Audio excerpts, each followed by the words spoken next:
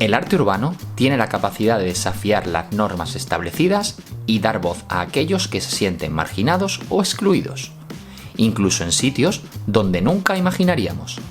Esta vez viajamos hasta Hong Kong para hablar de uno de los nombres más influyentes y notorios en el arte urbano, el Rey de Kowloon. El Rey de Kowloon, cuyo nombre real era San Suu Kyi, fue un artista callejero de Hong Kong que se convirtió en una figura legendaria en la escena del arte urbano. Durante más de 40 años dejó su marca en las paredes de la ciudad, con su estilo distintivo y su mensaje de resistencia. Esta es su historia. Nacido en la provincia china de Guangdong en 1921, San Suu Kyi pertenecía a la casta social más baja y solo fue al colegio 2 años, por lo que tenía dificultades para leer y escribir. Llegó a Hong Kong con 16 años para trabajar en fábricas y vertederos.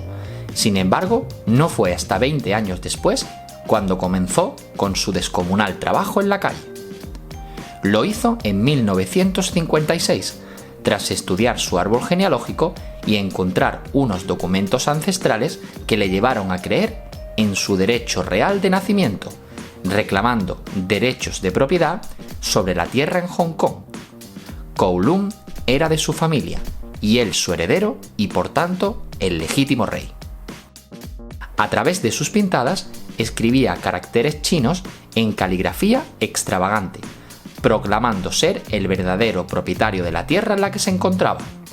Sus escritos, que abarcaban desde nombres de familia hasta detalles históricos, cubrían las paredes y las farolas de la ciudad. El estilo distintivo del Rey de Kowloon se caracterizaba por su escritura enérgica y su uso audaz del color. Sus letras estaban llenas de fluidez y movimiento, creando una estética visualmente impactante. Aunque sus obras a menudo eran vistas como vandalismo por las autoridades, para muchos residentes de Hong Kong se convirtieron en símbolos de identidad y resistencia. San escribió incansablemente desde la edad de 35 años, a mediados de la década de los 50, hasta su muerte a los 85 años. El contenido de sus caligrafías de calle solían incluir su nombre, su título, emperador o rey de Kowloon, Hong Kong o China, su árbol genealógico, una lista variable de unas 20 personas, los nombres de ilustres emperadores y la exclamación «Abajo la reina de Inglaterra». Debido a esto, fue arrestado varias veces, pero la policía generalmente solo le daba una advertencia o una pequeña multa. A tal nivel llegó su labor que su familia lo repudió, diciendo que estaba mentalmente desequilibrado y que era una molestia pública. Incluso su esposa se había cansado de su obsesión y lo dejó. Su obra se ha visto en muchos lugares de las calles de Hong Kong, desde postes de luz, cajas de servicios públicos, pilares, aceras, mobiliario urbano y paredes de edificios, hasta verlos en un automóvil ocasionalmente.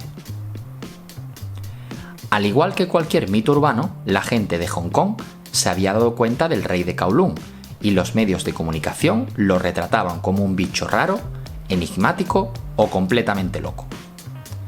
Existen muy pocas obras de San anteriores a la década de 1990, porque no se consideraban obras de arte en ese momento y fueron borradas o pintadas por las autoridades de la ciudad, que las consideraron como graffiti. Si alguna de sus inscripciones al aire libre sobrevivió antes o durante la década de 1990, lo hizo porque personas como el crítico de arte Lau Qingwei, el fotógrafo Simon Goh y el curador Joel Chung fotografiaron sistemáticamente su producción. A lo largo de la década de 1990, los escritos en tinta de San aparecieron en los desfiles de moda de William Tang, en portadas de discos, en revistas y películas, e incluso en una campaña publicitaria de detergente para ropa. Entonces, el mundo del arte de Hong Kong se dio cuenta.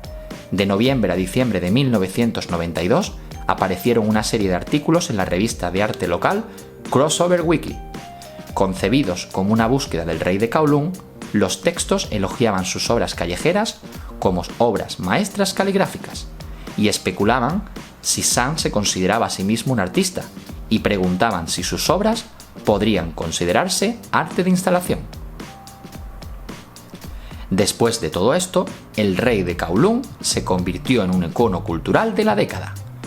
Un momento decisivo llegó en abril de 1997, cuando se inauguró una exposición individual en el Instituto Goethe de Hong Kong, comisariada por Lau Qing-wai, quien admiraba el estilo personal intuitivo y sin pretensiones de Sang. Esto fue seguido en 1998 por un documental sobre el arte de Sang de Martin Egan y Joan Shen. Las proclamas radicales del rey de Kowloon se definieron como fuera de cualquier canon estético de caligrafía y sirvió de inspiración. La escena local se transformó, con los artistas y espacios de arte de Hong Kong explorando formas de jugar con los marcos artísticos prescritos. Por supuesto, la formación de un rey no está completa sin el reconocimiento internacional.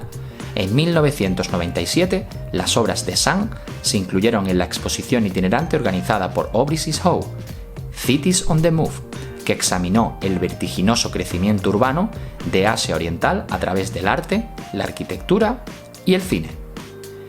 En 2003, su trabajo se presentó en la Bienal de Venecia, donde Howe lo incluyó en Zone of Urgency. En el momento de su muerte en 2007, Sang había desarrollado un currículum artístico envidiable, que siguió creciendo después de su fallecimiento. En 2011, Joel Chung organizó Memories of King Kowloon, una extensa retrospectiva en Hong Kong que incluía más de 300 obras y documentos.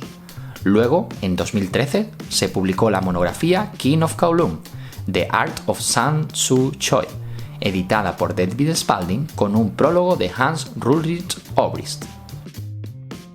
El legado de Sang continúa desafiando la categorización. Su trabajo ha sido exhibido en importantes galerías e instituciones.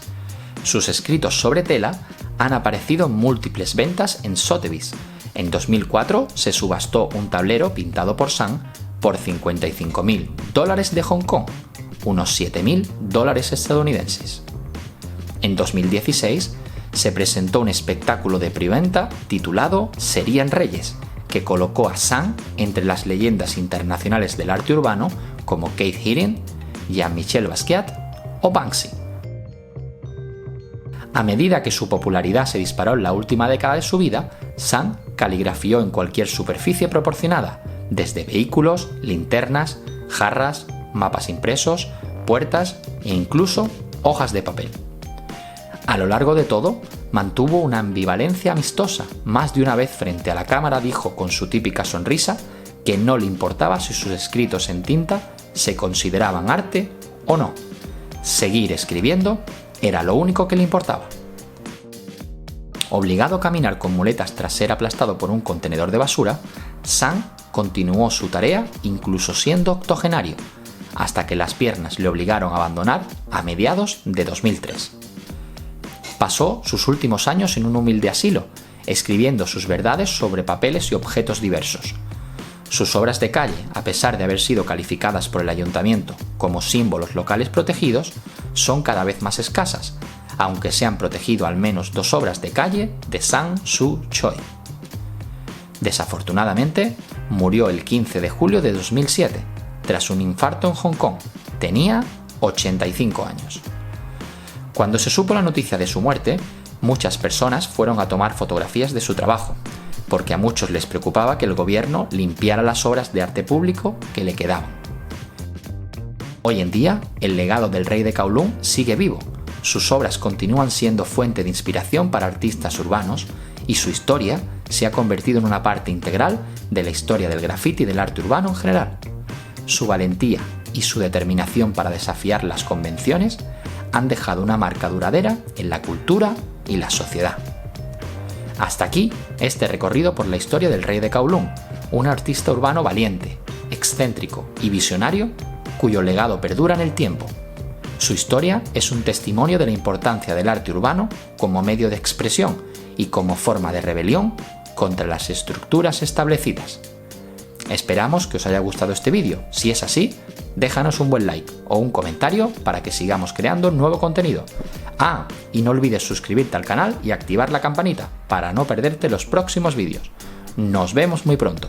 ¡Hasta luego!